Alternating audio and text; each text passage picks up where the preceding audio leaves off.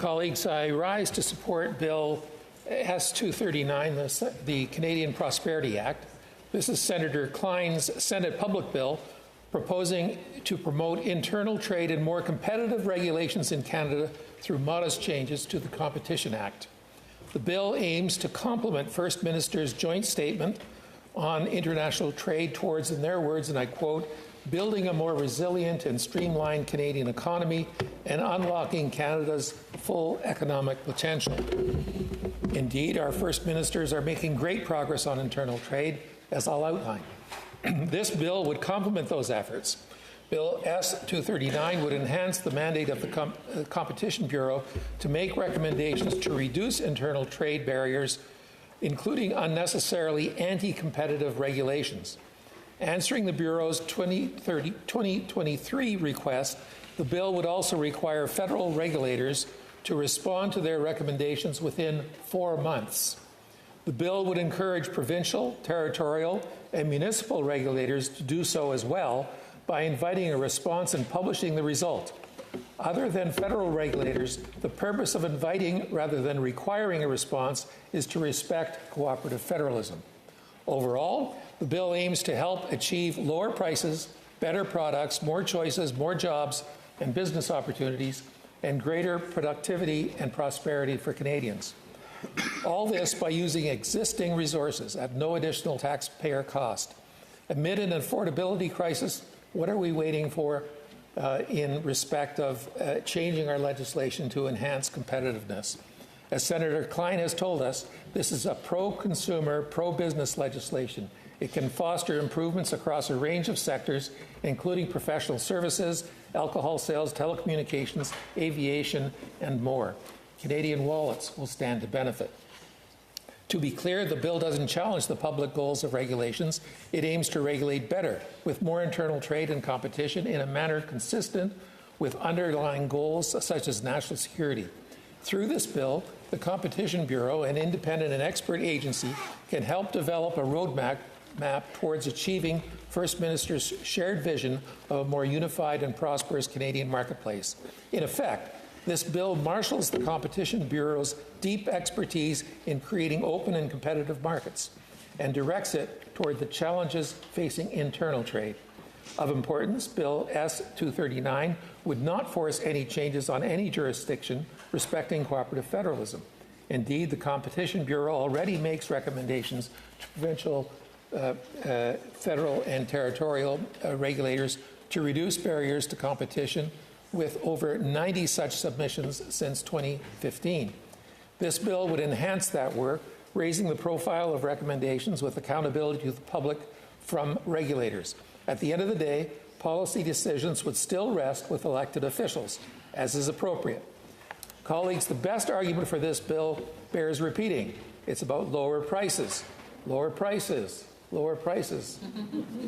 A tip of the hat to our colleague Marty Klein on this initiative. This bill is innovative and an example of the Senate's think tank function.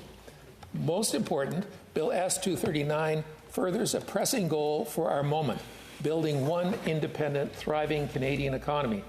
As Senator Klein said, experts in competition and internal trade, including 2 former commissioners of competition, have told us this bill will help in a significant way. Accordingly, this bill is an opportunity for the Senate to contribute to Canada's economic mission. So let's do our part.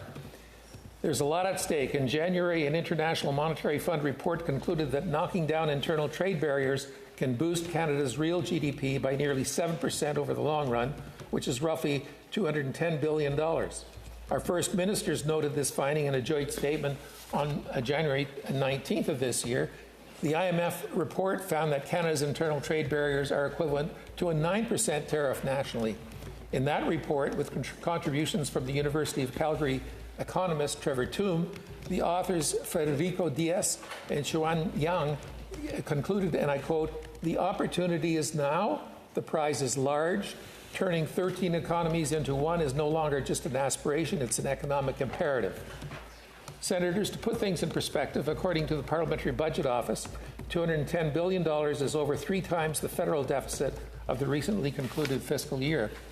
Imagine what this infusion of wealth could do for Canadians in terms of pay, investments, public services, tax cuts, and spending power. With this in mind, let me speak to three more subjects. First, recent developments through the First Minister's joint leadership on this subject. Second, the importance of formalizing an internal trade advisory function to regulators so that this work has a life independent of specific political actors or circumstances. And third, this bill's inspiration in the work of the Senate Prosperity Action Group. First, the leadership of our First Ministers.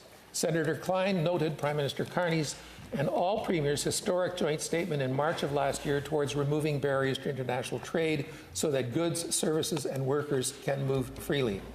Over the past year, across the Federation, we've seen a host of legislation, agreements, and announcements aimed toward dropping many internal trade barriers, fostering competition.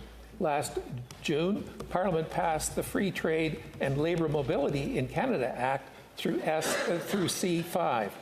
In November, all provinces, territories, and the federal government signed an agreement to drop international trade barriers on many goods, except food and alcohol.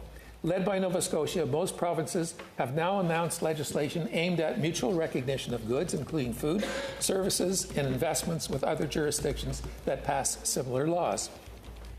In addition, the federal government has taken action to promote competition in the banking and telecom sector. Manitoba has passed legislation aimed at boosting competition in the grocery sector. Our First Ministers met again this January and reaffirmed their commitment to a unified Team Canada approach, including on internal trade. They also recognize that these actions could significantly add dollars to Canadian economy over time, as I referenced earlier. According to their joint statement, First Ministers discussed recent accomplishments to strengthen internal trade, such as the Canadian Mutual Recognition Agreement on sales of goods and a Memorandum of Understanding on interprovincial trucking to get Canadian goods moving across the country. First Ministers also highlighted facilitating interprovincial movement in housing and construction sectors, as well as efforts to further reduce barriers in the food, agriculture, and alcohol sectors, all aimed at lowering costs for Canadians. In March, the federal government and territorial government's internal trade ministers met to build on this momentum, and a few highlights of the meeting I'd like to reference. Ministers committed to expand the mutual recognition agreement to services by the end of 2026, in line with First Minister's direction. Ministers noted continued progress on implementation of the mutual recognition agreement of the sale of goods, with a new user guideline now available. Ministers welcomed the entry into force of the new financial services chapter of the Canadian Free Trade Agreement, a significant milestone for financial services sector. Ministers heard from the co-chairs of the Federal Provincial Territorial Forum on housing as regards alignment practices and approvals around new building materials and prefabricated housing.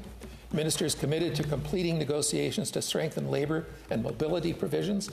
They heard about progress to implement credential recognition for tradespersons through the use of digital verification by the spring of 2027. They noted work being done by ministers of agriculture to reduce trade barriers in food and agriculture within Canada, and they reaffirmed their commitment to implement direct-to-consumer sales of alcohol beverages across the country. Of note, this was also the first Committee on Internal Trade session chaired by Nunavut. Senators, this is all fantastic news. To this point, Corinne Pullman, the Canadian Federation of Independent Business, recently told the Trade Committee in the other place that Canada made more progress in 2025 on internal trade than in the 8 years following the signing of the Canadian Free Trade Agreement in 2017. She said, and I would wish to quote, "Governments deserve recognition for that momentum, but our message to you today is straightforward. Small businesses still do not experience Canada as one open domestic market, and much of the recent progress remains uneven, incomplete, and fragile." With Bill S-239, we can envisage how the independent and expert recommendations of the Competition Bureau can support our Federation's efforts on an ongoing and long-term basis. This brings me to my second point, the importance of formalizing an internal trade advisory function to regulators in statute, so this works as a life independent of specific political actors or circumstances of one moment. Inspiration sometimes comes from uninspiring sources. In facing current challenges, our First Ministers have answered the call of the hour brilliantly. Together, they have achieved a breakthrough on internal trade, a long sought-after holy grail of policy wonk communities. Complementing this leadership, this bill is an opportunity to make the promotion of internal trade a core government function tied to competition policy. As Ryan Manshu of the C.D. Howe Institute has commented, Bill S-239 would align Canada with international best practices as seen in Australia and the European Union. In the Canadian context, the bill would take the route of formalizing an internal trade advisory function to regulations. In short, this bill can give our First Minister's remarkable achievements over the past 16 months greater permanence, resilience, and effect through the superb work and proven reputation of the Competition Bureau while respecting the structure of our unique federation. Senators, I want to close by thanking Senator Klein for drawing the connection between this bill and the Senate Prosperity Action Group, an initiative close to my heart. This was a working group of 12 senators from all groups active in the Senate during the pandemic, culminating in our 2021 report at an event in this chamber hosted by the Right Honourable Joe Clark and other distinguished voices. Two of the action group's key recommendations were regulatory reform and implementation of free trade interprovincially. In my view, the necessity of those goals became clearer during one crisis. Now the opportunity to achieve them has arisen during another. Our First Ministers have led the way. This practical-minded bill can help us build the road ahead together, piece by piece, step by step, to a more independent and prosperous Canada.